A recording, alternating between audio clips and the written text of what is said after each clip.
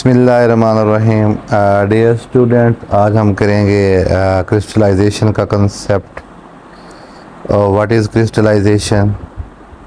तो क्रिस्टलाइजेशन का मतलब होता है क्रिस्टल फॉर्मेशन। इसका मतलब ये हुआ कि क्रिस्टल का जो बनना है वो क्रिस्टलाइजेशन कहलाता है। अब क्रिस्टल होती किस स्टेट में है, ये फिक्स है कि क्रिस्टल ऑलवेज़ जो है वो सॉलिड उनकी फ़िज़िकल स्टेट होती है। मतलब क्रिस्टल जो है वो हमेशा सॉलिड फॉर्म में होती हैं। लेकिन इसमें एक और बात ऐड करनी है कि उस सॉलिड में जो पार्टिकल होंगे वो पार्टिकल क्या हो सकते हैं, वो पार्टिकल एटम, आयंस या मॉलिक्यूल के हो सकते हैं। और वो पार्टिकल्स आपस में इस तरीके से अरेंज होते हैं कि कोई ख़ास ज्योमेट्रिकल शेप बनती है, मतलब ऑर्डर में होते हैं। तो ये है कंसेप्ट क्रिस्टलाइजेशन का कि क्रिस्टलाइजेशन के अंदर जो है वो क्रिस्टल फॉर्मेशन होती है और क्रिस्टल सॉलिड फॉर्म में होती हैं। और इस सॉलिड के अंदर जो पार्टिकल्स होते हैं वो सारे के सारे बाकायदा एक ज्योमेट्रिकल शेप में होते हैं, एक तरतीब में होते हैं, ऑर्डर में होते हैं। तो ये है क्रिस्टलाइजेशन। क्रिस्टलाइजेशन है, इसमें ये होता है कि हमने जिस सॉलिड को क्रिस्टल फॉर्म में बनाना है उस सॉलिड में हमने सूटेबल सॉल्वेंट ऐड करना है और क्या बनाना है, सॉल्यूशन। वो जो सॉल्यूशन है उसकी जो कंसंट्रेशन है वो उसकी सैचुरेशन पॉइंट से ज़्यादा होनी चाहिए।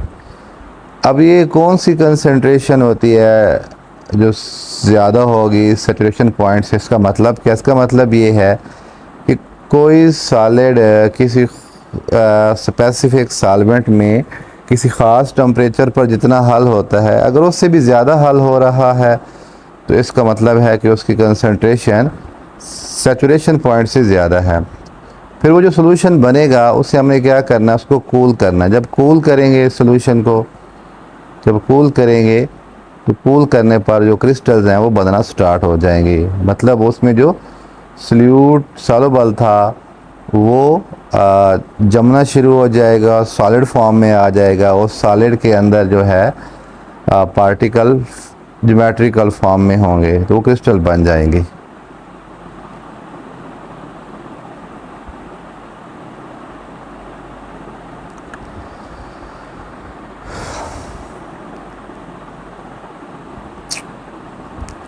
नेक्स्ट फिर ये जो है इस 3-4 लाइनों में यही बात है कि क्रिस्टलाइजेशन होती क्या है, व्हाट इज़ क्रिस्टलाइजेशन, ये होती क्या है, इसका एडवांटेज या बेनिफिट क्या है, इसका एडवांटेज क्या है। ये दो बातें इन 4 लाइनों में हैं। इसका एडवांटेज क्या है। अब क्रिस्टलाइजेशन होती क्या है, तो इस प्रोसेस में हम क्या करते हैं कि हम एक यूज़ करते हैं क्रूड प्रोडक्ट। क्रूड प्रोडक्ट का मतलब ये है कि कोई भी ऐसी चीज़ जो अपनी ओरिजिनल शक्ल में है, नेचुरल शक्ल में है। तो कोई भी जो चीज़ जो नेचुरल फॉर्म में है वो क्रूड प्रोडक्ट है। उसमें इम्प्योरिटीज़ यानी नाखालिस मादे होते हैं। उस क्रूड प्रोडक्ट को किसी सूटेबल सॉल्वेंट में हल कर देना है। किसी सूटेबल सॉल्वेंट में जब उसको हम हल कर देंगे और हल करने के बाद हमने क्या बनाना है, एक सॉल्यूशन बनाना है जो सैचुरेटेड हो। उसको फिर कूल करेंगे। जब कूल करेंगे उस सॉल्यूशन को तो कूल करने पर क्रिस्टल्स बन जाएंगे, क्रिस्टल सेपरेट हो जाएंगी। और ये प्रोसेस है, मतलब सिंपल सा। फर्स्ट स्टेप में हमने क्या करना है, क्रूड प्रोडक्ट को सूटेबल सॉल्वेंट जो है उसमें हल करना है और एक सॉल्यूशन बनाना है। थर्ड स्टेप में हमने कूल करना है, कूल करना है। कूल करने के बाद फोर्थ स्टेप में हमें क्रिस्टल हासिल हो जाएंगी। तो ये 1 + 2 + 3 + 4, ये जो 4 पॉइंट हैं इनको कलेक्टिवली हम क्या बोलते हैं, क्रिस्टलाइजेशन। तो फर्स्ट स्टेप ने हमने क्रूड सब्सटेंस को सूटेबल सॉल्वेंट में हमने हल करके सॉल्यूशन बनाया, फिर कूल किया और फिर क्रिस्टल बन गई। अब इसका जो एडवांटेज ये है कि हम किसी भी क्रूड प्रोडक्ट को जो कि नेचुरल फॉर्म में होता है, उसमें इम्प्योरिटीज़ होती हैं, उसको हम प्योरीफाई कर सकते हैं। तो ये प्योरीफिकेशन करना, ये इसका एडवांटेज है, इसका क्रिस्टलाइजेशन का। नेक्स्ट ये है कि हमने क्रूड प्रोडक्ट को, ये क्रूड जो चीज़ हमारे पास है जो नेचुरल फॉर्म में है, जिसको हमने क्रिस्टल में कन्वर्ट करना है, उसको पहले किसी सूटेबल सॉल्वेंट में हमने डिज़ाल्व करना है। सूटेबल सॉल्वेंट में डिज़ाल्व करके सॉल्यूशन बनाना, तो वो सॉल्वेंट कौन सा होना चाहिए उसको हमने सेलेक्ट करना है। तो ये इम्पोर्टेंट शॉर्ट क्वेश्चन है कि पेपर में ये आता है कि क्रिस्टलाइजेशन प्रोसेस में सूटेबल सॉल्वेंट की कौन सी प्रॉपर्टी, क्वालिटीज़ या खूबियाँ होनी चाहिए। अब इसको जो चॉइस करने का, इसको सिलेक्ट करने का जो तरीका हमारे पास है वो है heat and trial basis. Heat and trial basis का मतलब क्या है कि आपने एक सॉल्वेंट को यूज़ किया, उससे रिज़ल्ट लेना है, फिर दूसरे सॉल्वेंट को यूज़ करके उससे रिज़ल्ट लेना है, फिर तीसरे सॉल्वेंट को। तो ए नंबर ऑफ सॉल्वेंट आपने यूज़ करने हैं।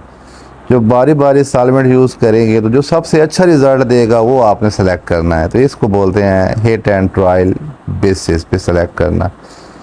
तो इन दो लाइनों से ये क्वेश्चन बन सकता है कि सॉल्वेंट को सिलेक्ट कैसे करते हैं। तो कैसे सिलेक्ट करते हैं, हीट एंड ट्रायल बेसिस पर। अब अगर वो ये पूछे कि हीट एंड ट्रायल बेसिस से मुराद क्या है, क्या मतलब है, तो आप ये बताएंगे कि हमने ढेर सारे जो सॉल्वेंट हैं उनको बारी बारी ट्राई करना है, जो सबसे अच्छा रिज़ल्ट देगा फिर उसको सिलेक्ट करना है। अब एक सॉल्वेंट में खूबियाँ कौन सी होनी चाहिए। नंबर 1 ये है कि वो सॉल्वेंट ऐसा होना चाहिए कि जो room temperature mean normal temperature पर सॉल्यूट को थोड़ा हल करे, लेकिन बॉइलिंग पॉइंट पर वो सॉल्यूट को ज़्यादा अमाउंट में हल कर ले। जो दूसरा पॉइंट है वो ये है कि जो सॉल्वेंट है वो सॉल्यूट के साथ केमिकली रिएक्ट ना करे, मीन कि वो सॉल्वेंट सॉल्यूट के साथ रिएक्ट करके कोई नई चीज़ ना बना दे। जो तीसरा पॉइंट है वो ये है कि सॉल्वेंट ऐसा हो कि जो इम्प्योरिटीज़ को अपने अंदर हल ना करे। अगर इम्प्योरिटीज़ को हल कर भी ले तो इम्प्योरिटीज़ जो हैं वो सॉलिड के साथ क्रिस्टल बन ना पाएँ। तो ये तीसरा पॉइंट है। चौथा पॉइंट ये है क्वेश्चन को जब हम कूल करेंगे तो वेल फॉर्म्ड क्रिस्टल बननी चाहिए और वो प्योर बननी चाहिए। उसके अलावा जो सॉल्वेंट है वो इतना ज़्यादा महंगा ना हो, इनएक्सपेंसिव मीन सस्ता सा हो, ताकि हमें प्रोसेस का बेनिफिट हो। और इसके अलावा वो यूज़ करना इजी हो और सेफ़ हो। सेफ़ मीन कि वो हमारी बॉडी के लिए, हमारे साथ जो काम करने वाले फेलोज़ हैं लेबॉर्ट्री में, किसी के लिए नुकसानदेह ना हो। तो कौन से जो सॉल्वेंट है जो मोस्टली यूज़ होते हैं वो वाटर है, जो अच्छा सॉल्वेंट है। उसके अलावा रेक्टिफाइड सेपरेट किसको बोलते हैं, 95% एथेनॉल जिसमें 5% वाटर होगा, बाकी 95% एथेनॉल होगा, उसको बोलेंगे रेक्टिफाइड सेपरेट। इसके अलावा absolute ethanol, diethyl ether, acetone, chloroform, carbon tetrachloride, acetic acid, petroleum, ether, ये जो है वो सूटेबल सॉल्वेंट है। अगर इनमें से कोई भी सॉल्वेंट सूटेबल ना हो तो 2 या 2 से ज़्यादा इकट्ठे कंबाइन करके भी यूज़ कर सकते हैं। और अगर सॉल्वेंट ऐसा हो कि गर्म होने पर उसको आग लग जाए तो उसको हम बोलते हैं इनफ्लेमेबल सॉल्वेंट। तो इसमें थोड़ी प्रिकॉशन करनी चाहिए, थोड़ी केयर एहतियात करनी चाहिए। उस सॉल्वेंट को आपने हीट नहीं करना डायरेक्ट, उसको पानी वाले बर्तन में रख के, वाटर बाथ मीन पानी वाले बर्तन में रख के हीट करना है। आप ये देखें कि ये एक बर्तन है, इसमें पानी है, ये तो ये वाटर बाथ हो गया। इसमें एक और बर्तन रखेंगे जिसके अंदर अब क्या होगा, सॉल्यूट भी होगा और सॉल्वेंट भी होगा, 2 चीज़ें होंगी। तो आप इसको डायरेक्ट नहीं गर्म कर रहे बल्कि इसको पानी वाले बर्तन में रख के गर्म कर रहे हैं, मतलब वाटर बाथ में रख के गर्म कर रहे हैं। हाँ जी, नेक्स्ट ये है कि फ़िल्ट्रेशन करनी है। आपके पास सॉल्यूशन बन चुका है सैचुरेटेड, उस सॉल्यूशन के अंदर कुछ इम्प्योरिटीज़ होंगी, इम्प्योरिटीज़ मीन नाखालिस मादे होंगे जो इनसॉल्युबल होंगे। उन इनसॉल्युबल इम्प्योरिटीज़ को हमने क्या करना है, जो सॉल्यूशन है उसे रिमूव करना है। रिमूव करने के लिए हमने क्या करना है, उसको फ़िल्टर करना है। और फ़िल्टर हम कैसे कर सकते हैं, नॉर्मल फ़िल्टर पेपर से या फ्लूटेड फ़िल्टर पेपर से। और जो सॉल्यूशन है वो फ़िल्टर करना है, लेकिन सॉल्यूशन हॉट हो। अगर वो कूल होगा थोड़ा बहुत भी तो वो क्रिस्टल बनाना स्टार्ट कर देगा। अब ये आगे नेक्स्ट लिखा हुआ है कि अगर आप हॉट सॉल्यूशन को फ़िल्टर करेंगे तो उसका बेनिफिट क्या होगा, उससे आप बच सकेंगे। किस से बच सकेंगे, प्रीमेच्योर क्रिस्टलाइजेशन से बच सकेंगे। ये हॉट सॉल्यूशन को फ़िल्टर करने का बेनिफिट है। अब ये क्या होती हैं प्रीमेच्योर क्रिस्टल्स, क्या होती हैं ये देखें आप कि सपोज़ ये फ़नल है, ये नीचे बीकर है, ये ऊपर पेपर है। वो ये यहाँ पे सॉल्यूशन होगा, ये बीकर है। ये गरम गरम आपने उंडेल देना है इस फ़िल्टर पेपर के ऊपर। अगर ठंडा होगा तो ये फ़नल के अंदर, ये यहाँ पर या पेपर के ऊपर क्रिस्टल बन जाएंगी। तो वो क्रिस्टल जो पेपर के ऊपर बन जाती हैं या फ़नल के स्टेम में बन जाती हैं, उनको हम बोलते हैं प्रीमेच्योर क्रिस्टल। तो इनसे बचने के लिए हम गर्म करेंगे। जब गर्म सॉल्यूशन को फ़िल्टर करेंगे तो वो सॉल्यूशन गरम गरम फ़िल्टर होकर बीकर में आ जाएगा। फिर बीकर में जाकर वो क्रिस्टल बनेगा। तो जो बीकर में क्रिस्टल बनती हैं वो मैच्योर होती हैं। तो ये एडवांटेज है। अब ये शॉर्ट क्वेश्चन यहाँ पे आ सकता है कि हम प्रीमेच्योर क्रिस्टल से कैसे बच सकते हैं। सिंपल सा आंसर है कि अगर हम हॉट सॉल्यूशन को फ़िल्टर करेंगे तो प्रीमेच्योर क्रिस्टल नहीं बनेगी। और प्रीमेच्योर क्रिस्टल वो क्रिस्टल होती हैं जो फ़िल्टर पेपर के ऊपर बन जाती हैं या फ़नल के स्टेम में बन जाती हैं। तो वो कह रहा है इसके लिए एक और भी है कि आप जो है जो फ़नल यूज़ करें वो गर्म करके यूज़ करें। गरम गरम फ़नल होगी तो कुछ उसकी हीट होगी तो वो फिर क्रिस्टल नहीं बनने देगी फ़नल के अंदर। जी, नेक्स्ट स्टेप है कूलिंग। कूलिंग हमने करनी किसकी है, ये फ़नल, इसके ऊपर ये फ़िल्टर पेपर, सॉल्यूशन को हमने जो है वो उंडेल दिया था पेपर के ऊपर, तो फ़िल्टर होकर वो बीकर में आ जाता है। ये इस जो बीकर में सॉल्यूशन आ जाता है उसको क्या बोलते हैं, फ़िल्ट्रेट। इस फ़िल्ट्रेट को कूल करना है। कूल करने के बाद हमारे पास दो मेथड है। नंबर 1 है मॉडरेट रेट से कूल करना, और नंबर 2 है स्लो रेट से कूल करना। स्लो रेट में जो कूल करने के लिए हम टेम्परेचर प्रोवाइड करेंगे वो थोड़ा ज़्यादा होगा, और मॉडरेट रेट से जब हमने कूल करना है तो इसमें टेम्परेचर थोड़ा कम होगा। तो स्लो रेट से मुराद ये है कि टेम्परेचर ज़्यादा होगा तो आहिस्ता आहिस्ता कूल होगा।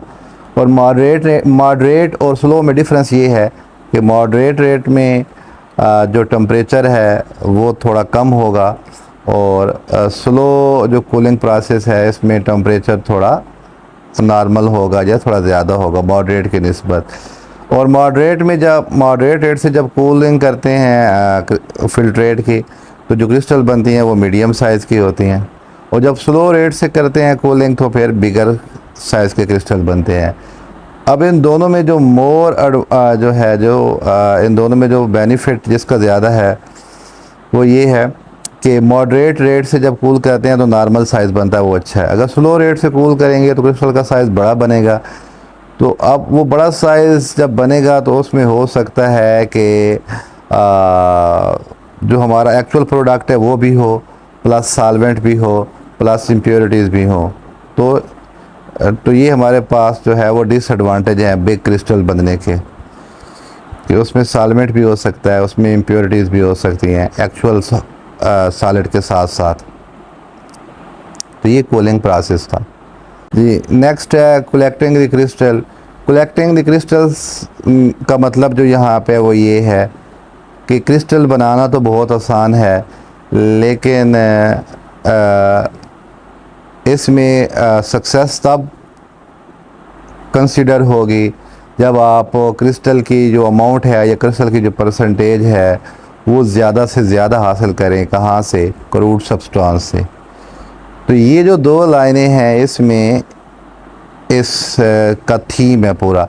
अब हम क्रिस्टल ज़्यादा कैसे बना सकते हैं? मतलब कलेक्टिंग क्रिस्टल में जो इस पूरा का थीम है वो ये है कि क्रिस्टल बनाना आसान है, लेकिन सक्सेस ऑफ ऑपरेशन से मुराद है कि क्रिस्टलाइजेशन प्रोसेस की जो सक्सेस है वो तब मिलती है जब आपकी अमाउंट या परसेंटेज ज़्यादा बने क्रिस्टल की क्रूड सब्सटेंस से। तो इसके लिए जो हम टूल यूज़ करते हैं वो ये है कि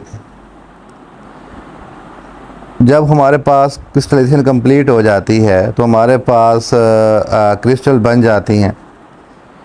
तो फिल्ट्रेट, अब क्रिस्टल बनती किस चीज़ से है? फिल्ट्रेट से। फिल्ट्रेट के दो पार्ट होते हैं, नंबर 1 क्रिस्टल, नंबर जो 2 होता है वो होता है मदर लिकोर। फिल्ट्रेट को कूल करने पर जो जम जाएगा वो क्रिस्टल बन जाएगा, और जो लिक्विड फॉर्म में रहेगा वो कहेगा मदर लिकोर कहेगा, उसे हम मदर लिकोर कहेंगे। मदर लिकोर को क्रिस्टल से सेपरेट कर लेना है। अब सेपरेट कैसे करना है इन दोनों को? यानी इन दोनों को सेपरेट करना है, मदर लिकोर को क्रिस्टल से। कैसे सेपरेट करना है? गूज क्रूसिबल यूज़ करके। गूज क्रूसिबल ऐसा ऑपरेटर्स है फ़िल्टर करने के लिए जिसमें हम वैक्यूम पंप यूज़ करते हैं, ताकि वैक्यूम पंप अपना सक्शन पावर इस्तेमाल करे और मदर लिकोर को मैक्सिमम सेपरेट कर दे। किस चीज़ से? क्रिस्टल से। और मदर लिकोर जब सेपरेट हो जाएगा तो जो किस से सेपरेट होगा? क्रिस्टल से। तो वो जो क्रिस्टल बनेंगी उसे हम बोलेंगे फ़िल्टर केक। उस फ़िल्टर केक को हमने प्रेस करना है लकड़ी के साथ, कार के साथ, ताकि ड्रेन निकल जाए। जो बचा हुआ मदर लिकोर है, लेफ़्ट ओवर लिक्विड से मुराद है बचा हुआ मदर लिकोर वो भी निकल जाए। फिर वो जो मदर लिकोर है उसको हमें दोबारा कंसनट्रेटेड करना है, दोबारा कंसनट्रेटेड करके दोबारा कूल करना है, और कूल करने के बाद जो बनेंगे क्रिस्टल उनको हम बोलेंगे फ्रेश क्रॉप ऑफ क्रिस्टल। तो ये डेफिनेशन है। फ्रेश क्रॉप ऑफ क्रिस्टल कौन सी होती हैं? वो क्रिस्टल जो मदर लिकोर से बने उनको हम बोलते हैं फ्रेश क्रॉप ऑफ क्रिस्टल। और इसमें दोबारा मैं सिंपल रिवाइज करवा देता हूँ। ये वाला कलेक्टिंग क्रिस्टल में हमने ये करना है कि क्रिस्टल ज़्यादा बनानी है। अब होगा क्या? हमारे पास फ़िल्ट्रेट होगा, फ़िल्ट्रेट को हमने कूल करना है। कूल करने पर जो सॉलिड जम जाएगा वो क्रिस्टल बना लेगा, जो लिक्विड फॉर्म है वो मदर लिकोर है। इन दोनों को सेपरेट करना है। कैसे करना है? गूज क्रूसिबल से। गूज क्रूसिबल में यूज़ होता है वैक्यूम पंप या यूज़ होता है, और वैक्यूम पंप अपनी सक्शन पावर यूज़ करता है, जैसे मदर लिकोर सेपरेट हो जाता है क्रिस्टल से। तो उसके बाद क्रिस्टल को प्रेस करना है कॉर के साथ, ताकि जो बचा खुचा मदर लिकोर है वो भी निकल जाए। फिर मदर लिकोर को कंसनट्रेट करना है। कंसनट्रेट करने के बाद फिर कूल करना है। फिर जो क्रिस्टल बनेंगी वो कहलाएगी फ्रेश क्रॉप ऑफ क्रिस्टल कहलाएंगी। तो इसमें जब हम जो क्रिस्टल हम सेपरेट करेंगे उनको हमें वॉश करना है ठंडे पानी के साथ। तो इस तरह हमारे पास जो है मदर लिकोर को हम जब यूज़ करेंगे तो उससे भी क्रिस्टल बना सकते हैं, तो हमारे क्रिस्टल की मिकदार में इजाफा हो जाएगा। तो कलेक्टिंग द क्रिस्टल में सिंपल ये है कि हमने मदर लिकोर से इसका थीम ये बनेगा कि जो मदर लिकोर है उसको भी हमने कंसनट्रेटेड करना है, फिर कूल करना है, और कूल करके फिर हमने उसको क्रिस्टल में कन्वर्ट कर देना है, तो हमारी क्रिस्टल की मिकदार बढ़ जाएगी। जी नेक्स्ट पॉइंट ये है कि जो क्रिस्टल्स बन चुकी हैं, जो सब्सटेंस क्रिस्टलाइज्ड हो चुका है उसको हमने ड्राई करना है। तो ड्राई करने के लिए हमारे पास 3 मेथड हैं। जो पहला मेथड है वो ये है कि हमने क्रिस्टल्स को फ़िल्टर पेपर के दरमियान, फ़िल्टर पेपर की जो फोल्ड है उनके दरमियान में रखना है। ये क्रिस्टल्स हैं, एक पेपर नीचे एक पेपर ऊपर। तो इन क्रिस्टल्स में से वाटर जो है वो पेपर अब्जॉर्ब कर लेगा। लेकिन इसके दो डिसएडवांटेज हैं। वन डिसएडवांटेज ये है कि जो क्रिस्टल्स हैं वो प्रेशर पड़ने से पाउडर फॉर्म में कन्वर्ट हो सकती हैं, वो दोबारा ब्रेक हो जाएंगी।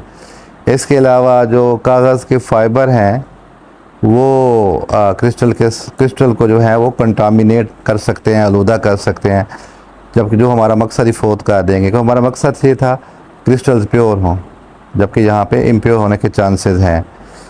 जो नंबर 2 मेथड है वो ये है कि नंबर 2 मेथड ये है कि हम क्रिस्टल्स को ओवन में रख कर, जिसमें खाना गर्म करते हैं, क्रिस्टल्स को ओवन में रख के हम उसको ड्राई कर सकते हैं। लेकिन इसमें एक ख़दशा ये होता है कि अगर थोड़ी सी ज़्यादा हीट हो जाएगी तो वो क्रिस्टल मेल्ट हो जाएंगी या वो केमिकली ब्रेक हो जाएंगे। तो ऐसा हो सकता है 100 डिग्री सेंटीग्रेड पर हीट करने से। इससे कम पर हम हीट कर सकते हैं।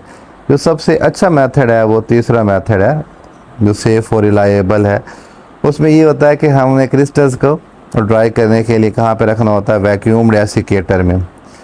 वैक्यूम डेसिकेटर में एयर का प्रेशर होता ही नहीं है, तो वाटर जो होता है क्रिस्टल में से वेपर बन के उड़ जाता है। तो इस प्रोसेस में करते क्या हैं, हम क्रिस्टल्स को एक शीशे की प्लेट वॉच ग्लास पर जो है वो फैला देते हैं और वैक्यूम डेसिकेटर में रख देते हैं। जैसा कि मैंने बताया कि वैक्यूम डेसिकेटर में एयर का प्रेशर नहीं होगा तो वेपर जल्दी बनेंगे।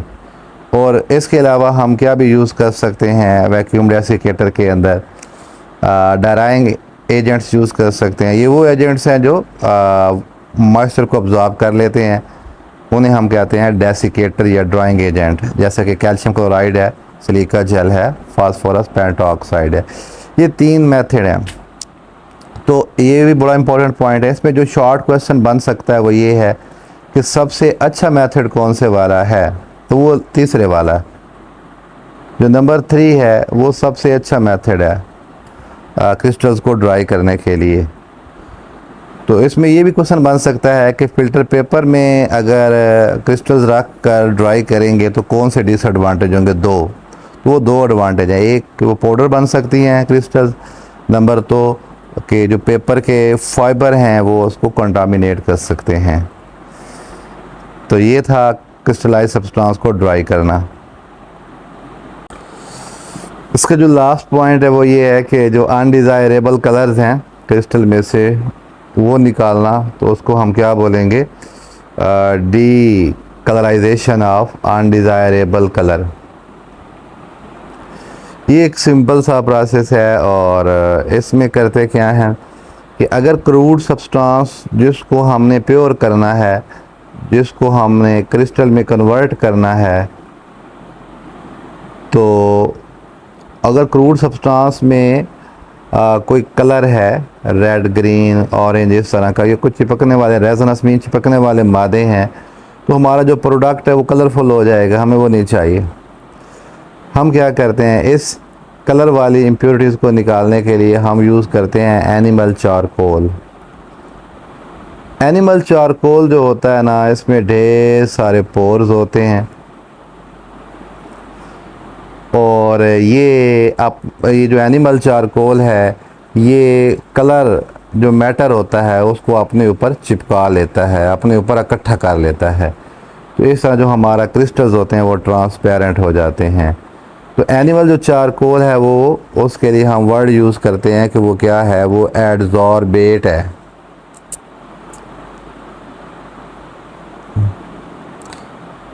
उसके लिए हम ये वर्ड यूज़ करते हैं एडजॉर्बेट।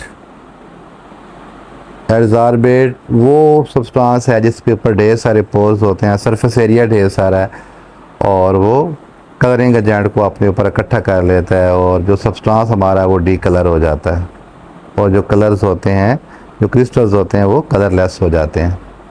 तो ये था टॉपिक दी क्रिस्टलाइजेशन।